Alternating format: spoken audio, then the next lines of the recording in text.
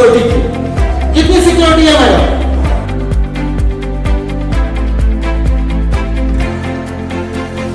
67,000। कितना? 67,000।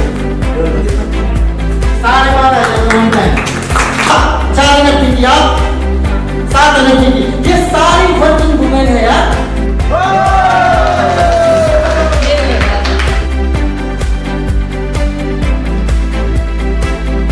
आज का क्या रेट है नहीं है उसको देख के टेंशन नहीं लेने का, उसको होल्ड करना होगा। उसमें जो गेमर ऑडियंस है वो 50 करोड़। और मेरी हर दिन ये कोशिश रहती है कि किसी भी प्रकार की छोटी से छोटी गलती भी किसी के द्वारा ना हो। अपना उसूल ये है, इतना कमाओ, इतना कमाओ, इतना कमाओ, साला कोई चीज नहीं करता।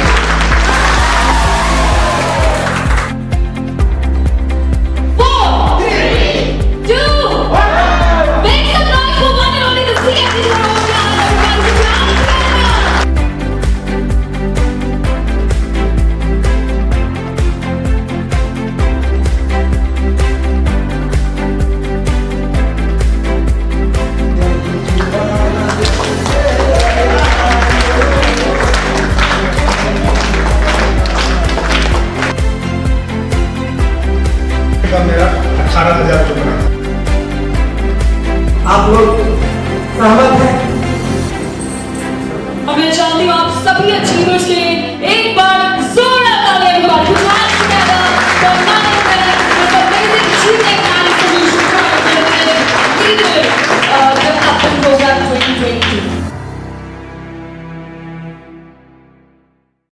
पीपीटी खोल लेता है। पीपीटी खोलिए ना।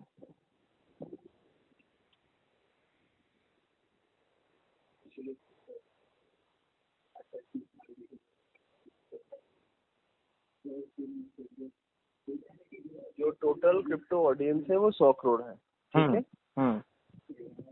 उसमें से गेमिंग जो क्रिप्टो भी जानती है और गेम भी खेलती है 50 करोड़ है, 50% लोग। हाँ, मैं वही बोल रहा हूँ कि लेफ्ट से राइट पढ़े हैं कि ऊपर नीचे पढ़े हैं। ऊपर से नीचे 100 करोड़ तो फिर 50 करोड़।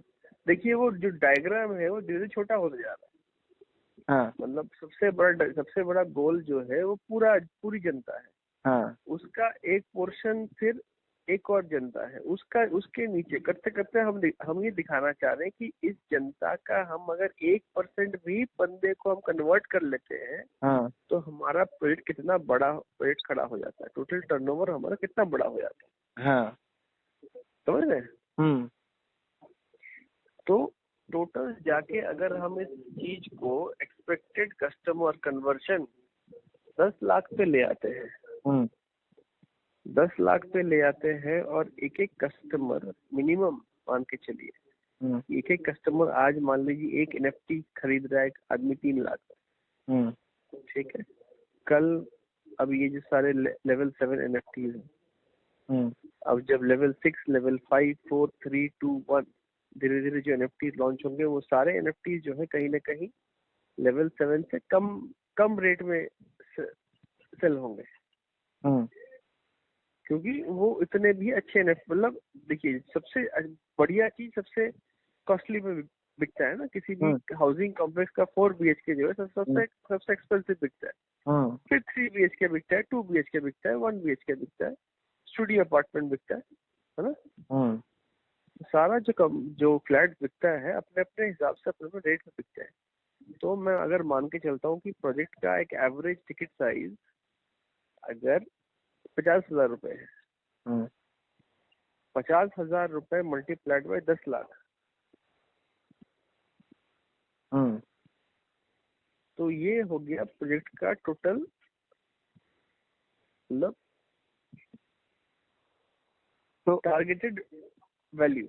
तो सर हम इसको ऐसे समझेंगे ना, टोटल क्रिप्टो ऑडियंस जो है वो 100 करोड़ है जी। गेमिंग ऑडियंस का अगर हम उसका 10% भी अगर निकालेंगे तो गेमिंग ऑडियंस 10%। देखिए जो क्रिप्टो ऑडियंस होती है वो ज्यादा से ज्यादा यंग लोग हैं, हाँ ठीक है ना, यंग लोग हैं। 100 करोड़ जो साउथ ईस्ट एशिया और इंडिया में यंग लोग, जी देखिए जो एकदम बूढ़े हैं, पुराने जमाने के हैं, वो तो क्रिप्टो नहीं समझते है ना।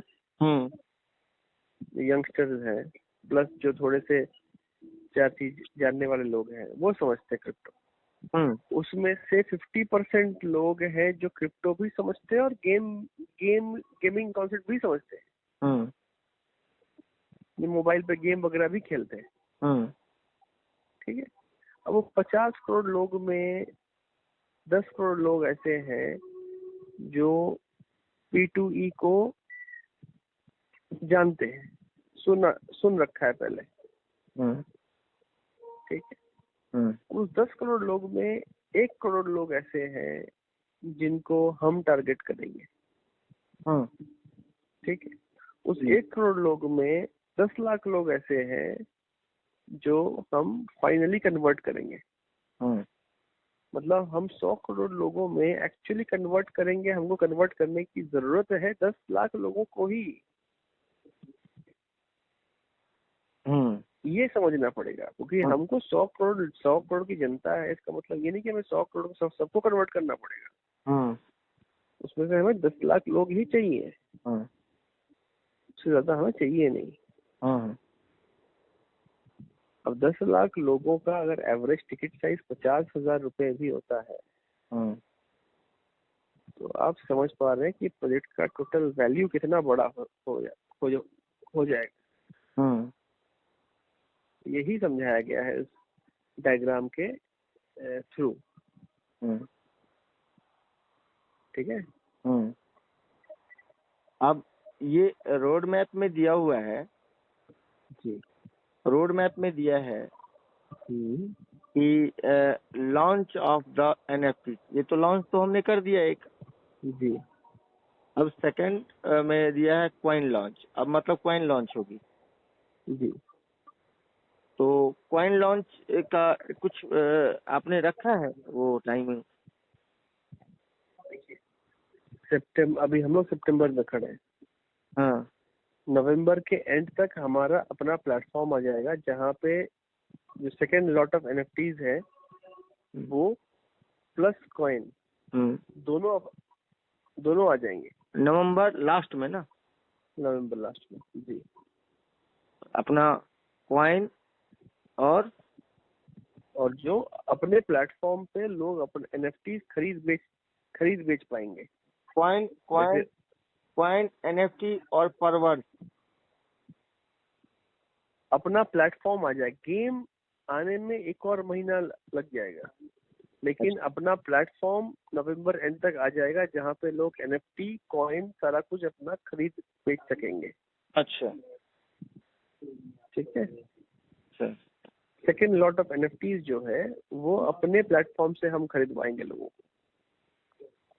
हमारे अपने प्लेटफॉर्म पे लोग जैसे OpenSea पे क्या करते हैं, OpenSea पे अपना वॉलेट ऐड करते हैं, ऐड करके उसमें इथेरियम से अपना NFT खरीदते हैं।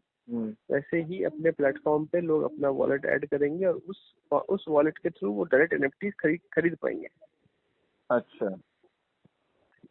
वो प्लेटफॉर्म हमारा नवंबर एंड तक आ जाएगा। हाँ सर, नवंबर लास्ट तक ना? जी,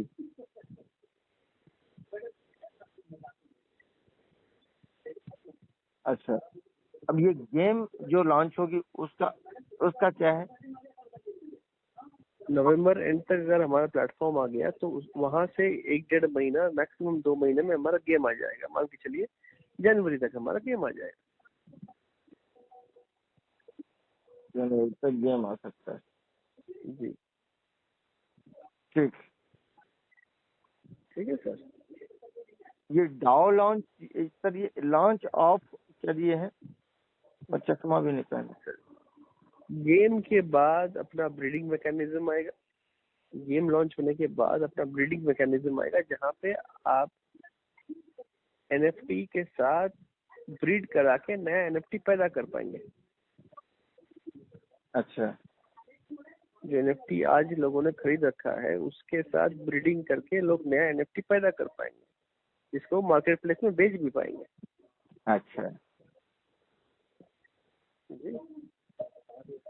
और लास्ट में आएगा अपना डाओ। डाओ मतलब डिसेंट्रलाइज्ड ऑटोनॉमस ऑर्गेनाइजेशन।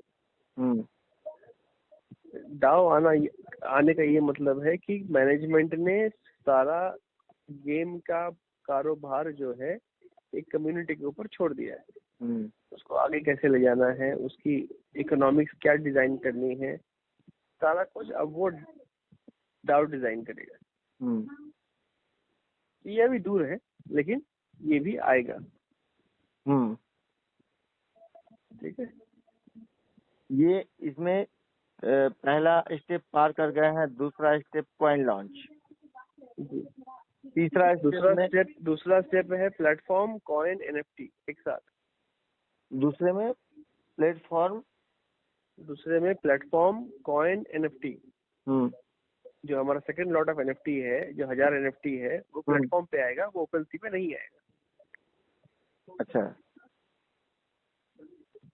जो 1000 एनएफटी है वो प्लेटफॉर्म पे सीधा आएगा। उसी प्लेटफॉर्म पे गेम भी आएगा। मतलब ये प्लेटफॉर्म हमारे प्रोजेक्ट का नींव है। इसी प्लेटफॉर्म पे फर्दर सारा कुछ आते रहेगा। अच्छा, गेम बोलिए, कॉइन बोलिए, एनएफटी बोलिए, मार्केट प्लेस बोलिए, सारा उसी पे आएगा। अच्छा, ठीक है। तो अब यहाँ पे मतलब चलिए तो हो गया। अब ये SWOT ये क्या है? स्वॉट एनालिसिस बोलते हैं। इसको स्वॉट एनालिसिस बोलते हैं। जब भी आप किसी इन्वेस्टर के पास, एंजल इन्वेस्टर होता है या वेंचर कैपिटलिस्ट के पास आप जाते हैं तो ये स्वॉट मांगते हैं आपसे कि आपके प्रोजेक्ट का स्वॉट एनालिसिस क्या है। स्वॉट मतलब strength, weakness, opportunity and threat. तो स्ट्रेंथ क्या है, वीकनेस क्या है, अपॉर्चुनिटी क्या है। इस स्लाइड को आप हटा दीजिए। ये हमारे जो लोग हैं ये इस चीज को समझ नहीं पाएंगे। ये बेसिकली एंजल, ये आपके वेंचर कैपिटलिस्ट के लिए होता है। इस स्लाइड को आपके स्लाइड से हटा दीजिएगा। अच्छा, ये समझने के लिए मैं आपको बता देता हूँ कि हमारे प्रोडक्ट का स्ट्रेंथ क्या है, वीकनेस क्या है, अपॉर्चुनिटी क्या है और थ्रेट क्या है। सारा कुछ इसमें मेंशन रहता है। क्योंकि आदमी जब इन्वेस्ट करता है उसको सारा कुछ बताना पड़ता है कि भाई इसका स्ट्रेंथ क्या है, इसका वीकनेस क्या है, इसका अपॉर्चुनिटी क्या है, इसका थ्रेट क्या है। ये सारा चीज समझने के बाद ही वो अपना इन्वेस्टमेंट करता है। इसको कहते हैं स्वॉट एनालिसिस। तो अब लास्ट एक चीज पूछ रहा था मैं, इसमें रेवेन्यू जनरेशन का जो दिए हैं जी, ये इसके ऊपर डिस्कस थोड़ी सी लोग बात कर रहे हैं कि हम जो NFT लिए हैं ये कितना तक जा सकता है और कितने दिनों में जा सकता है। जी देखिए, जैसे जो हमारे लोग बाग ने NFT लिया है, इनका NFT का एक्चुअल प्राइस जो है, देखिए प्राइस जैसे ही सेकंड लॉट ऑफ NFT आएगा प्राइस में फ्लक्चुएशन आएगा। लेकिन एक्चुअल प्राइस में फ्लक्चुएशन इनका तभी आएगा जब हमारा गेम आ जाएगा, जो कि जनवरी में आएगा। लोगों को जनवरी तक अपना NFT होल्ड करना ही पड़ेगा किसी भी हालात में। जैसे जनवरी में गेम आ जाता है और तब क्या है कि जो गेमर्स इंट्रोड्यूस होते हैं प्लेटफॉर्म पे, उस टाइम पे इन गेमर्स को लेवल 7 के NFTs का रिक्वायरमेंट पड़ेगा। क्योंकि उनको ज्यादा कॉइन कमाना अगर है किसी को, तो उनको ये सबसे हाईएस्ट लेवल ऑफ NFTs का रिक्वायरमेंट पड़ेगा। तब जाके वो NFTs हमारे कम्युनिटी से वो खरीद लेंगे। हमारी कम्युनिटी में, और हमारी कम्युनिटी में अगर कोई ये चाहता है कि हम नहीं बेचेंगे, हम गेम खेलेंगे, कर सकता है, क्यों नहीं कर सकता। तो अगर वो गेम में ही इसको लगाता है तो अपने कॉइन का रेट मिनिमम क्या हो सकता है लगभग? सर, कॉइन का रेट, गेम का इकोनॉमिक्स, ये सारा जब गेम आएगा तभी हो, क्योंकि मार्केट के ऊपर डिपेंड करता है। लेकिन जो हिसाब है उसमें ये निकल के आता है कि अगर जो टॉप लेवल का जो NFT लेवल 7 लेके बैठा है आदमी, तो उसका ROI जो है 4 से 5 महीने में निकल जाएगा। अच्छा। जैसे अभी किसी का ROI 6 महीने में निकल रहा है, क्योंकि साल भर में उसको डबल मिल रहा है, तो NFT का ROI 4 से 5 महीने में निकल जाएगा। वो कंडीशंस के ऊपर है। हाँ वो मैं उनको बता दिया हूँ जी कि कंडीशंस के ऊपर है वो। तो मतलब एनएफटी का पैसा निकल जाएगा, ये तो पहला हो गया। जी। लेकिन फिर भी कुछ एवरेज तो कॉइन का होता आपके माइंड में होगा ना सर? सर देखिए, एवरेज कॉइन कितना कॉइन देंगे और कॉइन का एवरेज क्या रहेगा, वो उस टाइम के मार्केट के ऊपर हमको डिपेंड करना पड़ेगा। अच्छा, जो ये एनएफटी होल्डर हैं, जी इनको हमने 1000 कॉइन भी तो देना है ना, फ्री ऑफ कॉस्ट? जी जी जी, वो तो ड्रॉप रहेगा ही। वो तो हमने जो व्हाइट पेपर हमने डिक्लेयर किए थे, तो हमने उस टाइम पे तो बोला ही था हाँ। कि हर बंदे को एयर ड्रॉप 1000 कॉइन मिलेगा।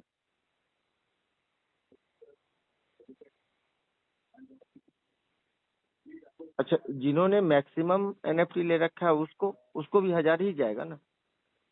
हाँ, ये पर एनएफटी है या पर होल्डर? पर वॉलेट पे, पर वॉलेट मतलब पर होल्डर पे। पर वॉलेट हो गया ना? जी, उसको हम बाद में एडजस्ट कर सकते हैं। अच्छा, देखिए, एयर ड्रॉप हमारे हाथ में है, उसमें कोई दिक्कत वाली बात नहीं है। कॉइन हम लोग कम बेसी भेज सकते हैं। अच्छा, इसमें एनएफटी दिया है 30 करोड़ से 40 करोड़, जी ये क्या दिए हैं सर? सर, एनएफटी ये बेसिकली रेवेन्यू जनरेशन है। ये रेवेन्यू जनरेशन ऐसा है ना कि कितना रेवेन्यू प्रोजेक्ट निकाल रहा है हर एक स्टेज पे। देखिए, ये जो पीपीटी है, इसमें ये बताया जा रहा है कि जितना प्रोजेक्ट रेवेन्यू निकाल रहा है, उतना प्रोजेक्ट आगे बढ़ पा रहा है। और जितना इसमें आपको देखना है कि गेम लॉन्च पे जो रेवेन्यू दिखाया जा रहा है, उस रेवेन्यू पे क्या है कि उस रेवेन्यू पे मेन जो बाहर की पब्लिक आ रही है तब उस टाइम पे पब्लिक जो है वो गेम का जो एनएफटी प्लेटफॉर्म से ले रही है, प्लस मेन 207 एनएफटी जो हमारे कम्युनिटी के पास है उसको भी निकालने का वो कोशिश करेगी बाहर की पब्लिक। मेन फायदा वही है। कम्युनिटी को हमें ये बताना है कि जब तक आप इस एनएफटी को होल्ड कर रहे हैं, जल्दी से अगर फट से कोई ऑफर दिया, फट से आपने निकाल दिया, तब क्या रेट नहीं मतलब वो होगा, मतलब रेट बढ़ाने के लिए आपको उसको होल्ड करना पड़ेगा। जितना ज्यादा आप उसको होल्ड करेंगे, उतना ज्यादा उसका रेट ऊपर जाएगा। भाई, अगर मुझे चाहिए, मान के चलो मैंने आपको बोला कि 1 करोड़ रुपए में मुझे ये जमीन दे दीजिए, आपने मना कर दिया, और नहीं, जमीन का रेट 3 करोड़ है। तो मैंने आपको बोला कि ठीक है 1.5 करोड़ में दे दीजिए, आपने बोला नहीं, जमीन का दाम 3 करोड़ है, हम 3 करोड़ के नीचे देंगे नहीं। जमीन में क्या होता है कि आप जमीन पे खेती कर रहे हैं, जमीन से तो फसल निकाल ही रहे, साथ में अगर आपको लगता है कि फसल तो मैं निकाल ही रहा हूँ, 1 करोड़ का मैंने फसल निकाल लिया है, अब उसको 3 करोड़ में बेच देता हूँ, तो मेरे को फायदा ही हुआ ना। हाँ, बस वही कॉन्सेप्ट है। जब तक कम्युनिटी एनएफटी को होल्ड कर रही, तब तक एनएफटी का रेट ऊपर भाग रहा है। गेम लॉन्च होने के 2-3 महीने में इस एनएफटी का जो रेट है ना, वो बहुत ज्यादा अपने आप में एक मतलब बड़े हिसाब से इंक्रीज हो जाएगा और लोगों के पास ऑफर्स आने शुरू हो जाएंगे। अब हमें लोगों को गाइड करना है कि कौन सा ऑफर एक्सेप्ट करना है, कौन सा ऑफर नहीं एक्सेप्ट करना है। देखिए, हम तो गाइड ही कर सकते हैं, लेकिन आफ्टर ऑल जिसका एनएफटी है वही वो ये करेगा। He will take the call. उसको अगर बेचने का मन हो गया तो बेच देगा। एक एनएफटी कम दाम में बिक गया तो फिर अगला कम्युनिटी में अगला ऑफर भी उसी कम दाम पे ही आएगा, क्योंकि ब्लॉकचेन है, लोगों को दिखेगा सब कुछ। मतलब कहीं ना कहीं कम्युनिटी को ये समझना पड़ेगा कि सबकी भलाई इसी में है कि हम सबको लेके चले और कोई भी एक आदमी जो है सस्ते में इसको निकाल ना दे, ताकि सबका रेट बढ़ते चले जाए और हर बंदे को वो मतलब बढ़ते रेट का फायदा मिले।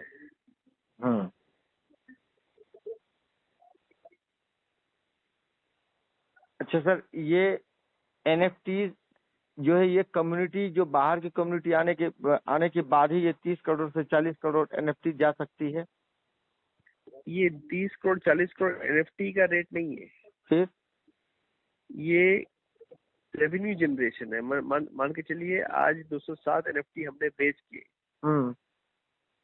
हमने कितना रेवेन्यू जनरेट किया? हमने एनएफटी 1000 बेच के कितना रेवेन्यू जनरेट किया? ये मुद्दा है। अच्छा, और कॉइन में? देखिए अब जो है, जब हम कॉइन बेचेंगे, क्योंकि बिना कॉइन खरीदे आप अगला एनएफटी जब खरीद नहीं सकते, कॉइन के बिना आप गेम नहीं खेल सकते। तो ये सारा डिजिटल एसेट है, मतलब प्रोजेक्ट को आगे बढ़ाने के लिए सारा डिजिटल एसेट लोगों को होल्ड करना ही पड़ेगा, तब जाके वो इस प्रोजेक्ट में पार्टिसिपेट कर सकते हैं और प्रोजेक्ट से पैसा कमा सकते हैं। ये सारा गेम जो है, ये सारा गेम प्रोजेक्ट में अर्ली इन्वेस्टमेंट का है। कोई भी प्रोजेक्ट में आप अर्ली इन्वेस्ट करते हो तो उस प्रोजेक्ट को आपको फ्यूचर में वहां से बड़ा पैसा निकालने का आपके पास एक बहुत बड़ा अपॉर्चुनिटी क्रिएट हो जाता है। मतलब सिंपल सी बात है, अगर आप फ्लैट को नींव में पकड़ लेते हो, जब उसका रेट 2000 रुपए स्क्वायर फीट है, जब वही फ्लैट 13,000 रुपए स्क्वायर फीट चल रहा है, तो आप उसको आराम से बेच सकते हो ना। बस मुद्दा वही है। प्लस सुविधा इसमें क्या है कि जस्ट बिकॉज ये इकोनॉमी अपने आप में इकोनॉमी है, तो आप वो 2000 के स्क्वायर फीट का फ्लैट जो आपने खरीदा है, उससे आप पैसा भी निकाल रहे हो अलग से। मतलब डबल प्रॉफिट है। मैं इसमें से ये समझ करके, जितनी देर अभी हम लोग बात किए हैं, इसमें से मैं ये मान करके चलता हूँ कि जनवरी तक जब ये गेम लॉन्च होगा और क्या कहते हैं जनवरी मतलब गेम लॉन्च होगा, तो सर ये तो गेम प्लेटफॉर्म कॉइन एनएफटी ये तीनों एक साथ लॉन्च होगी। एक साथ हाँ, आगे पीछे, लेकिन जनवरी तक सारा कुछ लॉन्च हो जाएगा। जनवरी तक जी ठीक है। तो बाकी इसमें जो ये पे टू पे, ये जो कंपैरिजन दिए, पे टू प्ले अपने पास कंपैरिजन ये है कि दूसरे जो आज के डेट में जो पैसा कमाने वाले गेम्स हैं उसके साथ कंपैरिजन है। अच्छा, जो बेटिंग गेम्स है।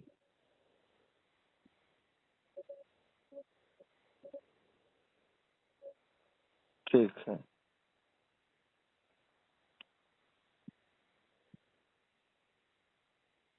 हाँ सर, पे टू प्ले जो है परसेप में ओके है, और इसके बाद एआई सपोर्टेड जी नहीं है ना, मतलब आपको खुद खेलना पड़ेगा। परसेप में एआई सपोर्टेड है, लेकिन जो बाकी बेटिंग के गेम्स हैं उसमें एआई सपोर्टेड नहीं है। ठीक। और नो लॉस सिस्टम। बाकी जो बेटिंग वाले गेम है उसमें लॉस हो सकता है ना, आपने पैसा लगाया, खेला, लॉस हो गया, तो मतलब नो लॉस सिस्टम नहीं है। और हमारे परसेप में नो लॉस सिस्टम है कि हमारे गेम में जो पैसा लगा के खेल रहा है उसको लॉस कभी नहीं होगा। उसको हर गेम में उसको कॉइन्स आते रहेंगे, पैसा मिलता रहेगा। रिकरिंग, मतलब इसी को तो कहते हैं माइनिंग। मतलब आप खेलते जाओ, आपके पास पैसा आता जाएगा। यही कॉन्सेप्ट है, मतलब लॉस नहीं है। मतलब बेटिंग करके लॉस हो गया आपको, ऐसा नहीं है हमारे गेम में। लोग बोलते हैं ना कि बेटिंग वाला गेम में लॉस हो जाता है, तो इसमें लॉस नहीं है। तो इसलिए नो लॉस सिस्टम लिखा गया है वहाँ पे। और ब्लॉकचेन बेस्ड है। ब्लॉकचेन बेस्ड गेम है हमारा। ब्लॉकचेन बेस्ड गेम में फायदा ये है कि सारा ट्रांसपेरेंट है, डिसेंट्रलाइज्ड है, आप देख सकते हैं। हाँ, और ग्रोथ प्रोस्पेक्ट। ग्रोथ में क्या है, बेटिंग में आप क्या कर सकते हैं, ज्यादा से ज्यादा बेट कर सकते हैं। हमारे में आप कल ब्रीडिंग मैकेनिज्म लेके आएंगे, हम कल डाउ लेके आएंगे, तो ग्रोथ का प्रोस्पेक्ट हुआ ना। लेकिन बाकी गेम में तो ये प्रोस्पेक्ट नहीं है ना। हमारे गेम में जितना ग्रोथ होता रहेगा उतना निफ्टी का रेट, कॉइन का रेट, मतलब इंक्रीज होते चला जाएगा, मतलब हम जितने अपने फीचर आएंगे। अपने कम्युनिटी को ये कह सकते हैं कि आप इस एनएफटी को अभी जितना मतलब आप ले सकते हैं, आप ले भी क्या जो लेंगे? ले सकते हैं ले लीजिए, क्योंकि इसका रेट कहाँ तक जाके खड़ा होगा ये आपको भी अंदाज नहीं है। मैं तो अब क्या बताऊं, ये तो मैं देख रहा हूँ कुछ और ही होने वाला है इसमें। आप अपने एनएफटी को लेके बैठ जाइए, क्योंकि आइडिया ही नहीं है कि ये कहाँ जाएगा। क्योंकि जैसे लोग आना शुरू करेंगे और इसको खेलना शुरू करेंगे और इसमें से पैसा कमाना शुरू करेंगे, वो ऊपर के एनएफटीज को चाहेंगे ही चाहेंगे। अरे जो आदमी, जो पैसे वाला आदमी 3 BHK खरीद रहा है, तो वो बोलेगा ना कि मेरा 4 BHK भी दो ना, एक कहाँ है 4 BHK। प्रमोटर बोलता है 4 BHK तो मैंने पहले ही बेच दिया इन्वेस्टर को, आप इन्वेस्टर से ले लो। तो कौन है तुम्हारा इन्वेस्टर? है कुनकुरी में बैठा एक बंदा है, वो लेके बैठा है 4 BHK। कितने में देगा भाई? 207 4 BHK है, सबका दाम तो अभी आज के हिसाब से 4-4.5 लाख चल रहा है, 5 लाख चल रहा है, 6 लाख चल रहा है, 6 लाख रुपए चल रहा है। तो यार मैं 5.5 में दूंगा, कोई नहीं बेचेगा 5.5 में। मिनिमम रेट तो 6 लाख का है ना, आपको ऊपर ऊपर खरीदना पड़ेगा। चलो जैसे किसी ने 6 लाख में खरीद लिया, तो डेटम क्या फिक्स हुआ? 6 लाख में तो बिकता ही है, मैं तो 6.5 में बेचूंगा। तो ये कहानी तो मान के चलिए जनवरी के बाद ही स्टार्ट होगी ना सर? जी जी, ट्रेडिंग जनवरी के बाद स्टार्ट होगी, लेकिन जैसे गेम आ जाएगा तो लोग गेम खेल के अपना प्ले टू अर्न करना शुरू कर देंगे ना।